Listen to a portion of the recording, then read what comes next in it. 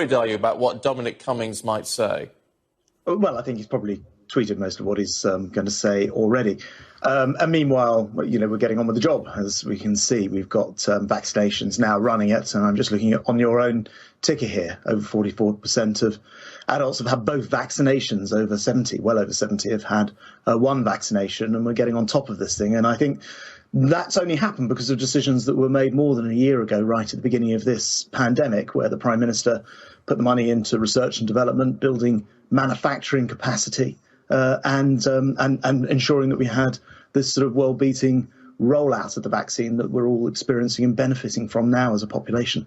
Yeah, but I mean, everyone would accept that mistakes were made. I mean, in the wake of just the scale of what this turned out to be. I mean, that's going to come as no surprise to anyone. But the Mail saying this morning the Prime Minister offered to be injected with COVID on live TV to show it was nothing to be scared of.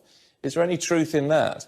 Look, I think you're right the first time, which is that, we were making decisions under unprecedented situation. There's no rule book. There's no sort of textbook to sort of open and see how to deal with a pandemic. The last time the world faced anything like this was 100 years ago with the Spanish flu. And so it's easy to be sort of professors of hindsight. What I'd say is I think on the very big calls, which are things like developing the vaccine and having a program in place to roll it out faster than any other major equivalent economy, and being able to test now our entire population twice a week.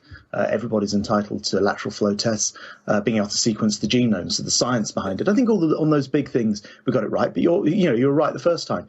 There was no rule book, and of course there would be mistakes made. But I think it's easy to sort of be the professor of hindsight and look back on these things. Yeah, but